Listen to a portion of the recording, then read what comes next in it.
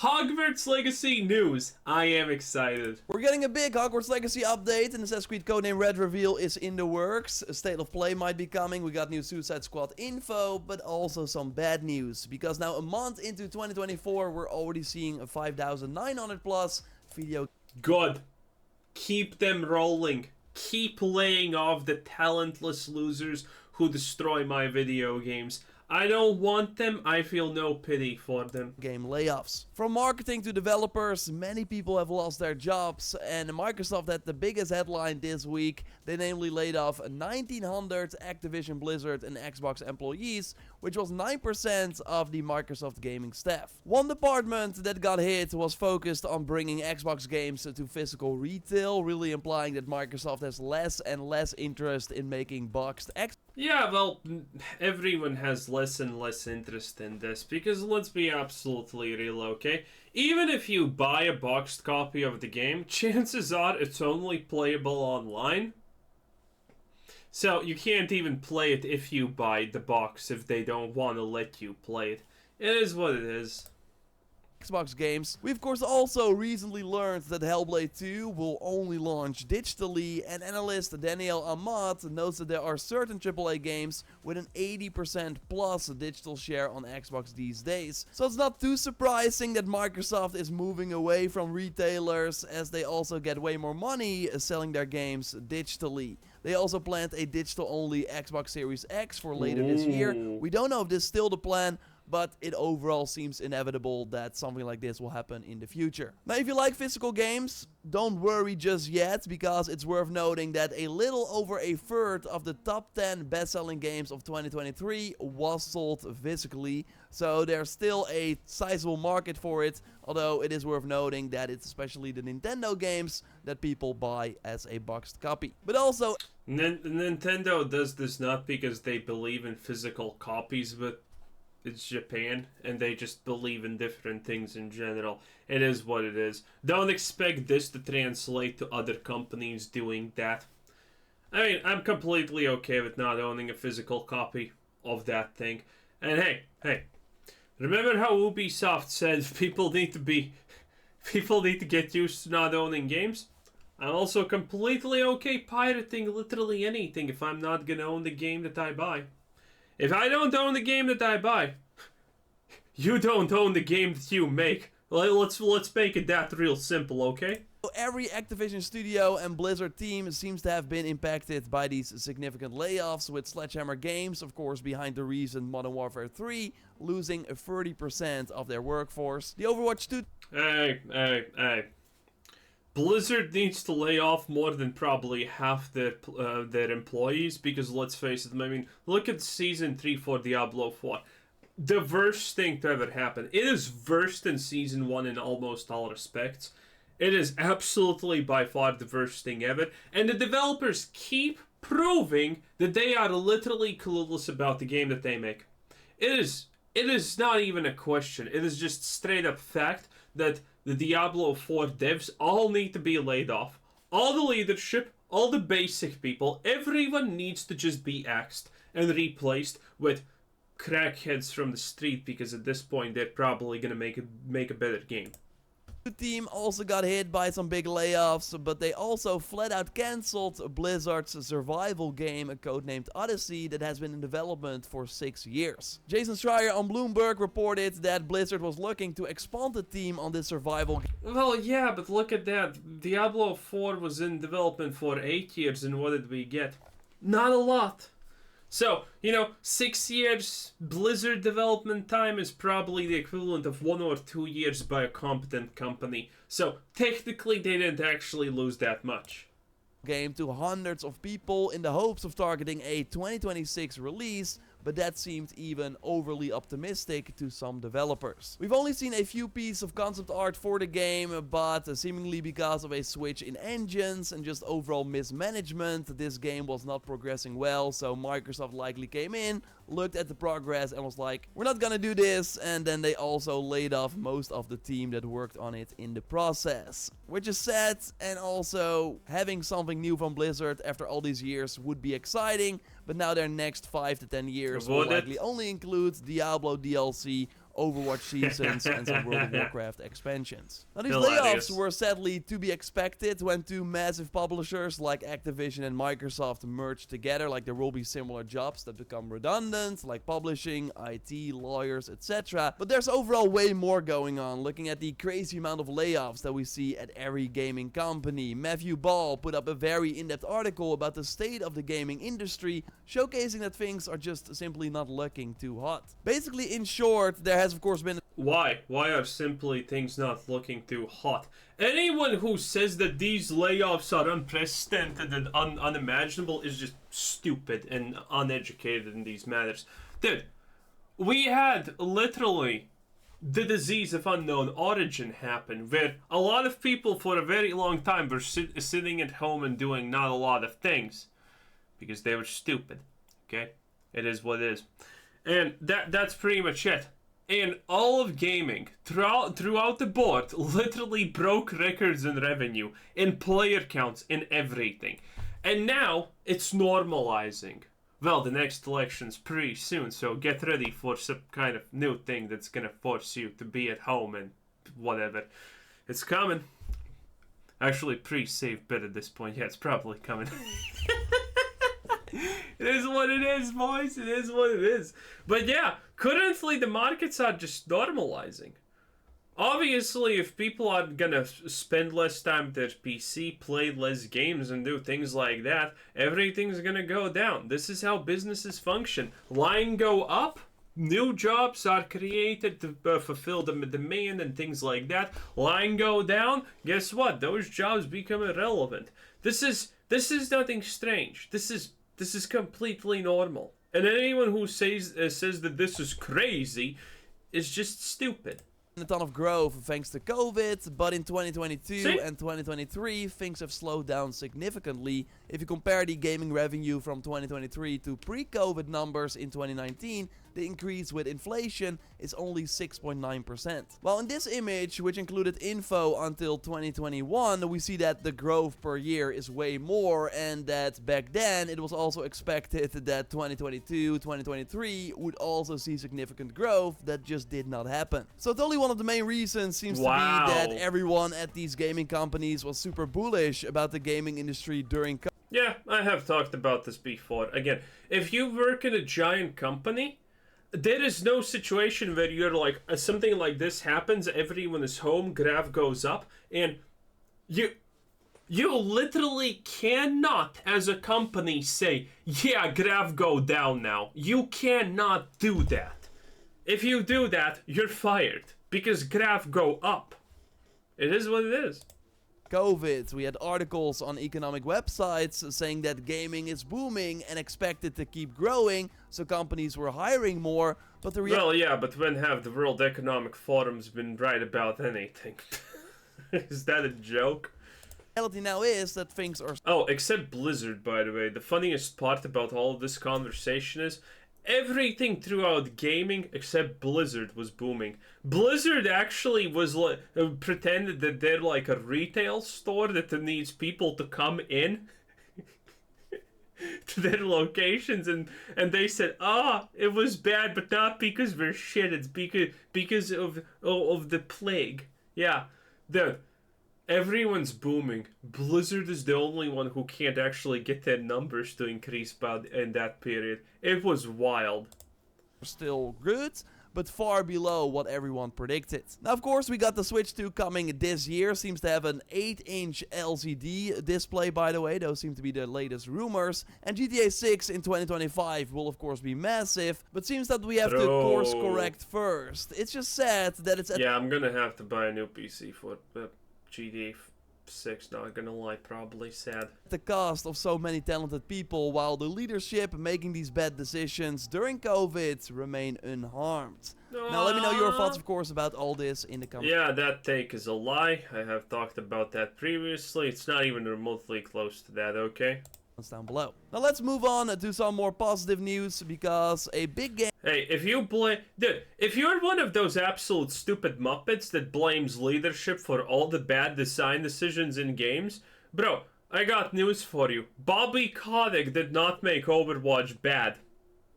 And if you think that Bobby Kotick did make Overwatch sad and bad, then why isn't Overwatch booming currently after Bobby Kotick has left?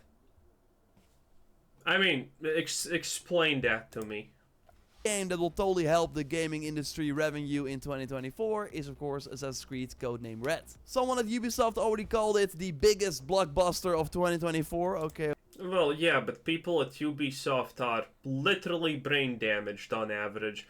Dude, Ubisoft is as trash as they get. They're arguably worse at game development than Blizzard.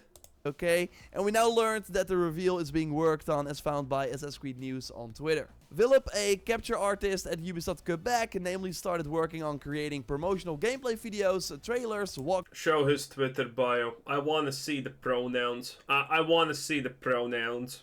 walkthroughs, making-ofs, and a B-roll for the game back in September 2023. So he had some time already, likely with of course help from many other people. I still think we get a reveal at the end of April or in May at the latest. And Elish has found that Naval will be coming back to the game with a gameplay programmer who first worked on Skull and Bones, also seemingly doing naval stuff for Assassin's Creed Red.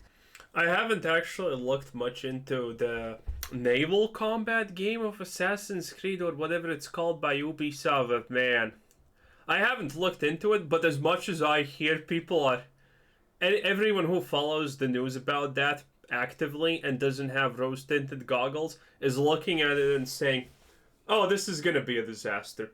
This is absolutely gonna be a classic yet fantastic Ubisoft we shit the bed, but real hard this time. Yeah. I really hope it's not a big part of the game and maybe just a few missions like Origins, but either way it looks more and more likely that a reveal will be happening in the coming months, and I will of course keep you up to date here. And if you like these gaming news roundup videos, then totally leave a like, that would really help me out, and subscribe because I post one of these every Sunday. Now, kind of a surprise, but a welcome one, we are getting a big Hogwarts Legacy update this year. Like, we already knew that the amazing PlayStation exclusive mission would be coming to Xbox and PC in 2024. Like, this is by far the best content in the game, so it's really nice that people on Xbox and PC can now play it as well. It really basically means that you have a fun, free 1-hour DLC to look forward to later this year, while it was first... You know why that is? Because J.K. Rowling is a billionaire, by the way, and she literally does not care about the fact about making money anymore. She literally wants to cement... You know, there's a literal generation that kind of grew up with watching Harry Potter movies and reading the books. There's actually probably multiple generations that have actually done that at this point.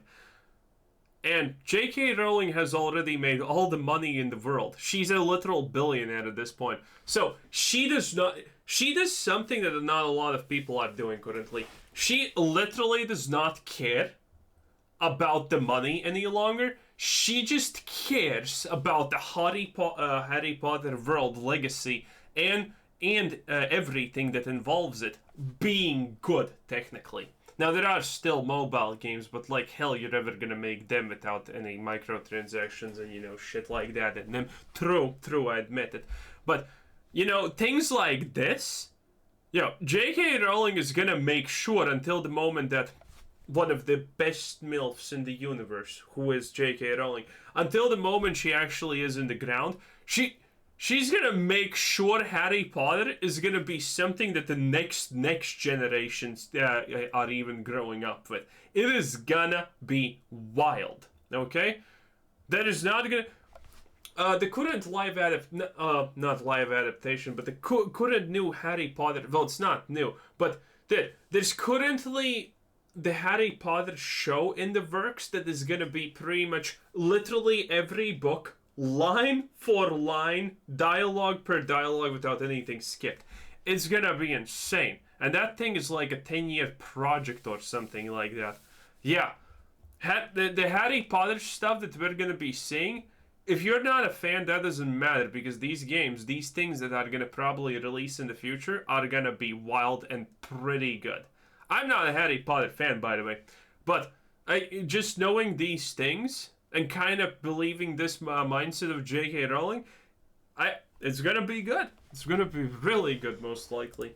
a year-long exclusive, so till February 2024. The Twitter account... But we are getting Black Hermione and whatnot. Yay.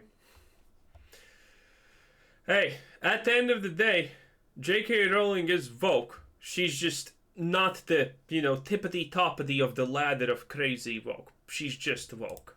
Now talks about it being later this summer, which almost a half year later. But the exciting part is that there will also be additional updates and features for the game coming as well. Stay tuned in the coming months for more details on what's coming to Hogwarts Legacy this year. So that's totally great news. I would love a good reason to boot up the game, even on PlayStation, because people have probably already played the exclusive mission there. But I'm also not really getting my hopes up. Like, I think that if they were actually making new quests or other content, they would have likely said it and made a bigger deal about it. Updates and features sounds more like something that you can do to change the seasons, for example, so we can play... Most people didn't even know that the Hogwarts Legacy game is honestly dropping. So, I mean, there's not a lot of news about a lot of Harry Potter stuff, and then just magically drops. They don't really do that much advertisement.